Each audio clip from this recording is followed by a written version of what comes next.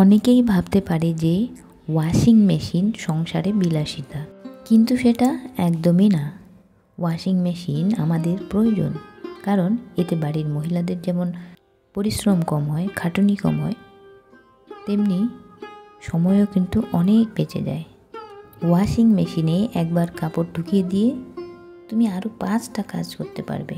একবার কাপড় ঢুকিয়ে দাও, ব্যাস, তোমাকে আর ফিরেও তাকাতে হবে না। মেশিন নিজে তোমার কাপড় ধুয়ে দেবে এবং 80% কাপড় শুকিয়েও দেবে তোমাকে। এটা সংসারে দরকার।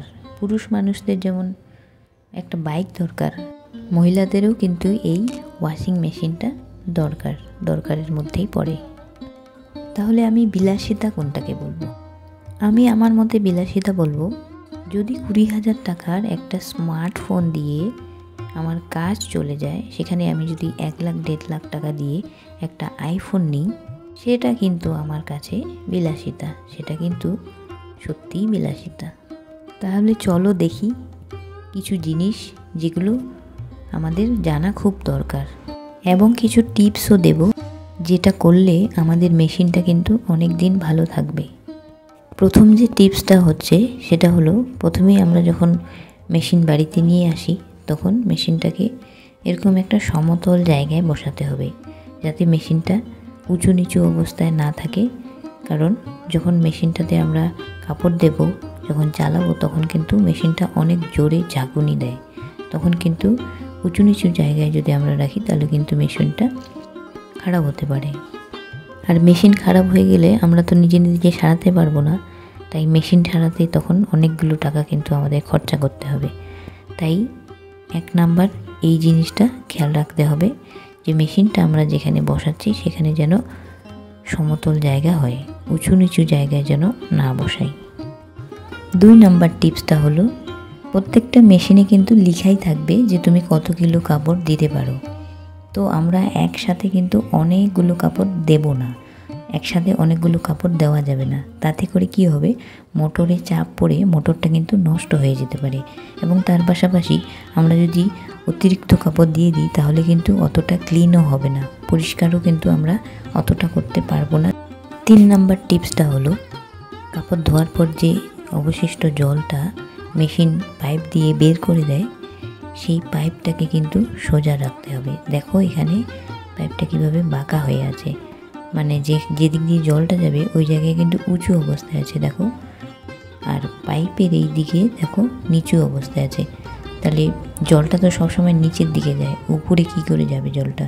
হ্যাঁ, অনেকটা প্রেশার পড়বে, তখন কিন্তু যাবে উপরে, কিন্তু কিছু জল এই উঁচু জায়গাটার মধ্যে থেকে যাবে। দাঁড়াও, পাইপটা বের করে আমি তোমাদের একদম প্রমাণ দেখাচ্ছি। এই দেখো, এই পাইপ থেকে জল বেরিয়ে আসলো। তার মানে কি? তার মানে ওই পাইপের মধ্যে জলটা কিন্তু দাঁড়িয়েছিল, আটকে ছিল, যার ফলে কিন্তু আমাদের মেশিনটা নষ্ট হয়ে যেতে পারে।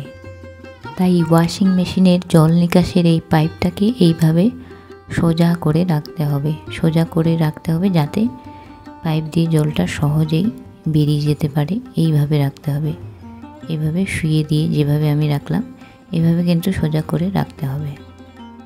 চলো আমরা চলে যাই সরাসরি 4 নাম্বারে। 4 নাম্বারটা হচ্ছে, ছেলেদের এরকম যে প্যান্ট থাকে, জিন্স প্যান্ট, যেই কোনো প্যান্ট হোক, ছেলেদের এই যে প্যান্টের চেন, এই চেনটা কিন্তু বন্ধ করে দিতে হবে মেশিনে দেওয়ার আগে। আবার অনেক সময় প্যান্টের পকেটে খুচরো টাকা থাকে, কয়েন, এগুলো কিন্তু বের করে চেক করে যে পকেটে কোনো খুচরো টাকা আছে নাকি সেগুলো সব দেখে সেগুলো বের করে তারপরে কিন্তু মেশিনে দিতে হবে। এবং যে ছেলেদের শার্ট হয়, সেই শার্টের যে বোতাম হয়, সেই বোতামগুলো কিন্তু খুলে রেখে মেশিনে দিতে হবে কাপড়গুলো। না হলে কিন্তু যখন কাপড়গুলো রোল করবে মেশিনের ভিতর, তখন কিন্তু অন্য কাপড়ের সাথে জড়িয়ে যেতে পারে। 5 নাম্বার টিপসটা হলো, আমরা অনেকেই ভাবতে পারি যে বেশি ডিটারজেন্ট পাউডার দিলে হয়তো কাপড়গুলো বেশি পরিষ্কার হবে, কিন্তু আসলে তা নয়।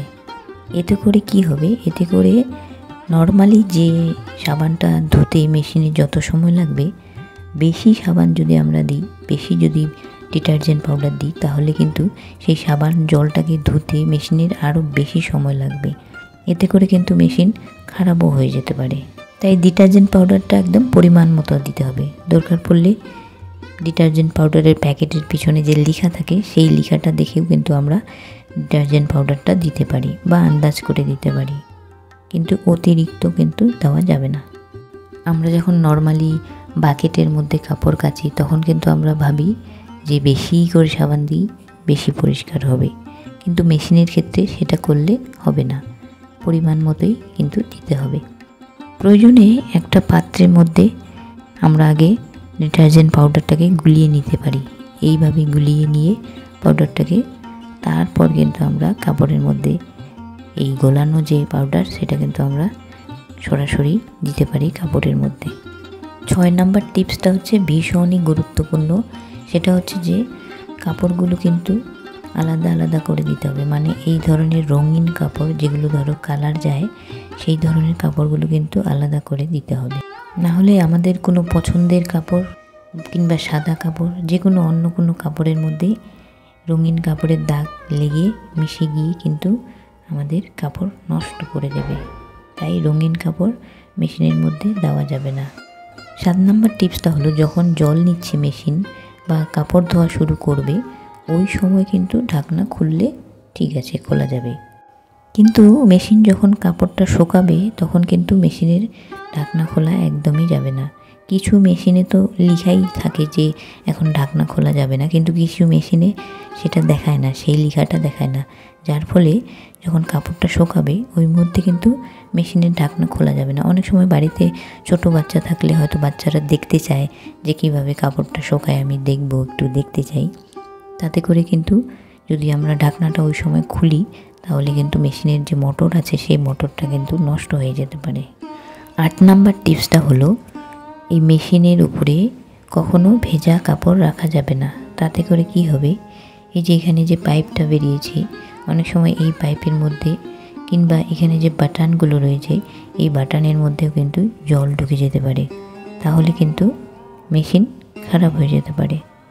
তাই আমরা খেয়াল করব যখন আমরা কাপড় কাচবো বা অন্য সময় কখনোই ভেজা কাপড় এই মেশিনের উপরে রাখবো না। 9 নম্বর টিপসটা হচ্ছে ওয়াশিং মেশিন পরিষ্কার রাখা। এটা কিন্তু খুবই দরকার। এক তো হচ্ছে পরিষ্কার না রাখলে গন্ধ হবে, আর 2 হচ্ছে এই যে ফিল্টার, এই ফিল্টারটাকে কিন্তু পরিষ্কার করা একদম মাস্ট। দেখো এই ফিল্টারটা আমি খুলবো এখন, এর ভিতরে কত নোংরা জমে আছে আমি শুধু সেটাই তোমাদের একবার দেখাবো। এই দেখো এই ফিল্টারে কত নোংরা জমে আছে, এ তো কিছুই না, এ বাইরে থেকে দেখাচ্ছি, দাঁড়া একটু জুম করে দেখাই। এই দেখো কালো কালো, ভিতরটা দেখো কত কালো। এই মেশিনটা কিন্তু এই ফিল্টারটা যদি রোজ কাপড় কাচার পর রোজ একবার বের করে জাস্ট জল দিয়ে ধুয়ে রাখো তাহলে তো খুবই ভালো, একদম পরিষ্কার থাকবে। না হলে এটা কিন্তু মাঝে মাঝে বের করে সাবান দিয়ে পরিষ্কার করতে হবে, সাবান দিয়ে এবং ব্রাশ দিয়ে। দেখো কত ছোট ছোট ফুটো থাকে, এই ফুটোর মধ্যে নোংরা, অতএব ব্রাশ কিন্তু আমাদের নিতেই হবে।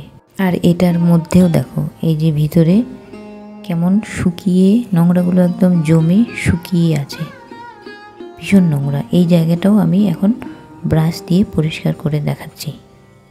এই দেখো ঝকঝকে হয়ে গেল পরিষ্কার করে, এর আগে কেমন ছিল আর এখন কেমন হলো। ফিল্টারটা জাস্ট খুললাম আর ভিতরে দেখছি এরকম অবস্থা, খুব বেশি নোংরা হয়নি। ভাবা যায় কত জমে গেছে, ও মাই গড। এগুলো এখন আমি সব পরিষ্কার করব সাবান দিয়ে, ব্রাশ দিয়ে। দাঁড়াও দাঁড়াও দাঁড়াও, তুমি কমেন্ট করতে যাচ্ছ তো এক্ষুনি যে এত নোংরা কেন তোমার মেশিন। তো আমি বলেই দিই, এই মেশিনটা অনেক পুরনো আর অনেক দিন বসেছিল, কোনো ব্যবহার হয়নি মেশিনটা, তাই এরকম অবস্থা। দেখো আমি পরিষ্কার করে দিলাম, আর কমেন্ট করতে হবে না তোমাকে যে এত নোংরা কেন। এই দেখো আমি ঝকঝকে করে দিলাম, এখন আর নোংরা নেই, এখন রোজ এটাকে এইভাবেই পরিষ্কারই দেখতে পাবে, ঠিক আছে। আবার অনেক সময় মেশিনের ভিতরে গন্ধ হয়ে যায়, তো মেশিনের ঢাকনাটা আমরা এইভাবে আধা ঘন্টা 1 ঘন্টা জাস্ট খুলে রাখতে পারি, মেশিনের ভিতরে যত গন্ধ আছে সব বেরিয়ে যাবে। অথবা আরও একটা জিনিস করা যায়, সেটা হচ্ছে ভিনিগার দিয়ে একটা ছোট্ট সুতির কাপড় নিয়ে সেই ভিনিগারটা কাপড়ে ভিজিয়ে মেশিনটা কিন্তু তোমরা মুছিয়ে মুছিয়ে নিতে পারো, তাতে গন্ধ চলে যাবে। অথবা আরও একটা জিনিস করতে পারো, সেটা হচ্ছে যে বেকিং পাউডার ছড়িয়ে দিয়ে তারপর কিন্তু তোমরা এই মেশিনটাকে আরও একবার পরিষ্কার করে নিতে পারো, তাহলেও কিন্তু গন্ধ চলে যাবে। মেশিনটাকে আমরা যদি এইভাবে খোলা রাখি তাহলে দেখো একটা লেয়ার পড়ে যায় ধুলোর, মানে বাড়িতে তো সবার বাড়িতে ধুলোবালি থাকে, তো এর মধ্যে অনেক নোংরা জমে যাবে। তাহলে আমরা কি করব, এখানে একটা এরকম যে কোনো একটা কাপড় দিয়ে ঢেকে দিতে পারি, কভার করে রেখে দিতে পারি সুন্দর করে ঢেকে। তাহলে কি হলো, ধুলোবালি পড়লো না, মেশিনটা পরিষ্কারই থাকলো। মানে যখন আমরা কাপড় কাচলাম, কাপড় কাচা হয়ে গেল, আমরা আবার ঢেকে দিলাম, যখন আবার আমরা কাপড় কাচবো তখন ঢাকাটা সরিয়ে নিলাম, আবার কাপড় কাচলাম।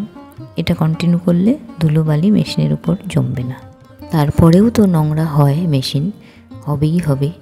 তো আমরা এইভাবে একটা শুকনো কাপড় নিয়ে, পুরো এরকম শুকনো একটা কাপড় নিয়ে, আমি জাস্ট দেখাচ্ছি বলে এরকম একটা কাপড় নিয়েছি, কিন্তু ভালো একটা পরিষ্কার শুকনো কাপড় নিয়ে রোজ না হলেও মাঝে মাঝে মেশিনটাকে এইভাবে পরিষ্কার করে ভিতরে বাইরে সব জায়গায় এইভাবে মুছে পরিষ্কার করে রেখে দিলেও কিন্তু মেশিনটা অনেক দিন নতুনের মতো থাকবে। ওয়াশিং মেশিনে কাপড় এই দেখো অনেকটা তোমাকে শুকিয়ে দেবে, মানে 80% কাপড়গুলোকে পুরো শুকিয়েই দিয়েছে। দেখো একটু জল নেই, কিছু নেই, মানে পুরো শুকিয়ে গেছে। আর অবশিষ্ট যেটুকু আছে এটা তুমি যদি ফ্যানের নিচে রেখে দাও আধা ঘন্টা, তাতেই শুকিয়ে যাবে, কিংবা হালকা রোদেও দিতে পারো, তাহলেই হয়ে গেল। মেশিনের গায়ে সব লেখা আছে, যেমন ধরো এখানে লেখা আছে ওয়াটার লেভেল, এখানে তুমি কতটা জল দেবে, কতটা জল নেবে, সেই হিসেবে তুমি এখানে জলটা ভরে নিলে। তারপর তার পাশেই আছে প্রোগ্রাম, তুমি কাপড়গুলোকে কোন প্রোগ্রামে কাচতে চাও সেই সব কিছু এখানে লেখা আছে। তুমি যেভাবেই কাচতে চাও সেই প্রোগ্রামে তুমি সেট করে দাও, standard, heavy, soft wash, quick wash সব আছে এখানে। তুমি যেটাতে সেট করে দেবে সেইভাবেই মেশিন কাপড়টা তোমার কেচে দেবে। তারপর এখানে আছে স্টার্ট বাটন, তারপরে এখানে আছে পাওয়ার। আর এই মেশিনটার ক্যাপাসিটি হচ্ছে 5.8 কেজি। আর এই লাইনে লেখা আছে তুমি কাপড়টাকে কিভাবে শুকোতে চাও। এখানে যেমন আছে এয়ার ড্রাই, স্পিন, ওয়াশ সব আছে, কিভাবে তুমি কাপড়টাকে শুকাতে চাও সেইভাবে তুমি শুকিয়ে নিতে পারো।